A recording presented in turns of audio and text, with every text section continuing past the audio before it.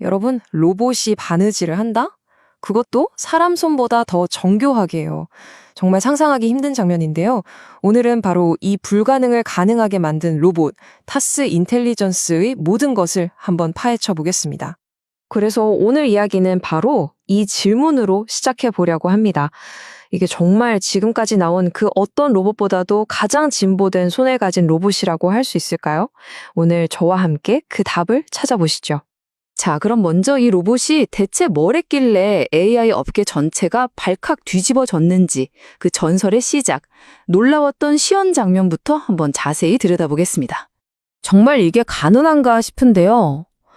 로봇이 아주 작은 바늘귀에 그것도 흐물거리는 실을 한 번에 꿰어 넣습니다. 여기서 끝이 아니에요. 심지어 얇디얇은 비단 위에 아주 복잡한 회사 로고를 자수로 새기기까지 합니다. 이 말도 안 되는 일을 해낸 회사가 바로 상하이에 있는 타스 인텔리전스라는 곳입니다. 근데 여기서 진짜 놀라운 게 뭔지 아세요? 이 회사가 만들어진 지 고작 8개월밖에 안 됐다는 겁니다. 아니 8개월 만에 어떻게 이런 기술을 세상에 내놓을 수가 있었을까요? 그리고 더 놀라운 건 투자금입니다. 시드 펀딩, 그러니까 초기 투자로만 무려 1억 2천만 달러, 우리 돈으로 약 1,600억 원을 투자받았어요.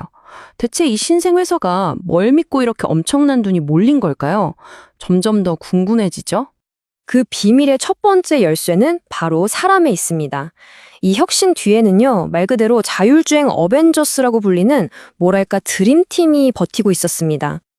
이 한 문장이 이 팀의 전략을 가장 잘 설명해주는 것 같아요. 자율주행의 두뇌를 로봇의 몸에 이식하고 있다.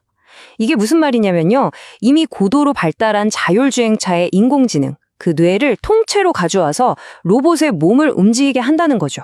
정말 기발하지 않나요? 멤버들 면면을 한번 보세요. 왜 어벤져스라고 불리는지 바로 이해가 되실 겁니다. CEO는 화웨이 자율주행 부문의 기술 총책임자였고 이사장은 중국 자율주행의 상징인 바이두 아폴로 프로젝트를 이끌었던 사람입니다. 수석과학자는 화웨이가 인정한 천재소년 출신이고요. 그러니까 중국 자율주행 성공 신화를 썼던 사람들이 그냥 다 모인 거예요. 하지만 아무리 팀이 대단해도 그것만으로는 설명이 안 되죠.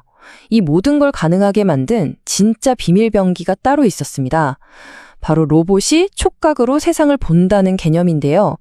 단순히 눈으로 보는 것, 그 이상이라는 뜻입니다. 그 핵심 기술이 바로 시각, 촉각 융합입니다. 말 그대로 눈으로 보는 시각 정보랑 손끝으로 느끼는 촉각 정보를 하나로 합치는 거예요. 이렇게 되면 AI가 그냥 저기 실이 있네 하고 보는 데서 그치는 게 아니라 그 실이 얼마나 팽팽한지, 천을 바늘로 뚫을 때 저항이 얼마나 되는지를 직접 느낄 수 있게 되는 거죠. 자, 여기서 테슬라의 옵티머스 로봇이랑 비교해보면 그 차이가 확 드러납니다. 테슬라 옵티머스는 주로 시각에 의존해서 단단하고 정형화된 물건을 옮기는 데 강점이 있어요. 하지만 타스 로봇은 시각에 촉각까지 더해서 저항이나 장력을 직접 느끼잖아요. 바로 이 능력 덕분에 실이나 천처럼 부드럽고 형태라 계속 변하는 물체도 아주 섬세하게 다룰 수 있는 겁니다. 이 기술 아키텍처를 좀 어려운 말로 고유수용성 감각이라고 부르는데요. 와, 단어 정말 어렵죠?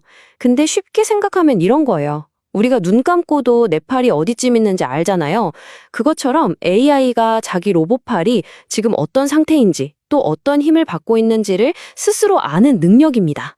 우리가 바느질할 때 눈으로만 보는 게 아니라 손끝 감각으로 실의 팽팽함에 계속 느끼는 것과 똑같은 원리라고 보시면 돼요. 자, 그런데 말이죠. 여기서 정말 소름 돋는 반전이 하나 있습니다. 아마 하고 무릎을 탁 치실 거예요. 사실 타스 인텔리전스가 보여준 이 바느질은요. 진짜 목표를 위한 일종의 예고편에 불과했습니다. 이들이 진짜 풀고 싶었던 문제는 훨씬 더 거대하고 복잡한 뒤엉킨 문제였거든요. 바로 이겁니다. 와이어 하네스. 이게 대체 뭐길래 그렇게 거창하게 말하는 걸까요? 와이어 하네스는 자동차나 비행기 같은 기계에 들어가는 수백, 수천 가닥의 전선 뭉치를 말하는데요. 이걸 조립하는 건 지금까지 전부 사람이 손으로 해왔습니다. 왜냐고요?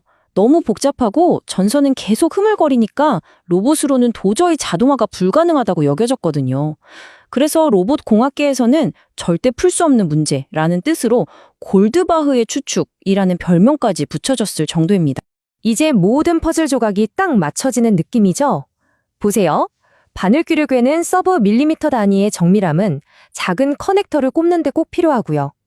실의 장력을 느끼는 미세한 힘 제어 능력은 전선의 유연성을 다루는 것과 똑같습니다. 부드러운 비단과 실을 다뤘다는 건 곧 흐물거리는 전선을 다룰 수 있다는 증거고요. 양손으로 자수를 놓는 건 두 손으로 복잡한 전선을 조립하는 것과 완벽하게 이어집니다. 결국 그 화려했던 자수 시연은 이 엄청난 산업 문제를 풀 수 있다는 걸 보여주기 위한 완벽한 쇼케이스였던 거죠. 자, 그렇다면 타스 인텔리전스의 미래, 과연 어떨까요? 이들의 손에 정말 미래가 달려있다고 말할 수 있을까요? 이 회사가 가진 어마어마한 잠재력과 동시에 또 피해갈 수 없는 현실적인 위험 요소들을 한번 균형 있게 짚어보겠습니다. 정리해보면 이렇습니다. 강점은 정말 막강하죠? 어벤져스급 팀, 아무도 따라오지 못하는 시각, 촉각, 융합 기술, 그리고 와이어 하네스라는 확실한 시장. 반면에 리스크도 분명합니다. 로봇의 두뇌 역할을 하는 엔비디아 칩이 너무 비싸고 미중 갈등 같은 지정학적 문제로 칩 수급이 불안정해질 수도 있죠. 또 이 기술을 실제 공장에 대량으로 보급하는 것도 큰 과제일 겁니다. 자, 오늘 이야기의 마지막입니다. 여러분께 이 질문을 한번 드리고 싶어요. 만약에 말이죠, 이 로봇 기술이 더 발전해서 사람의 상처를 꿰매는 수술까지 할 수 있게 된다면 여러분은 이 로봇에게 여러분의 몸을 그 수술을 맡길 수 있으시겠어요? 이 질문에 대한 답이 어쩌면 우리가 앞으로 마주할 첨단 로봇 시대의 신뢰 문제를 미리 보여주는 것 아닐까 싶네요.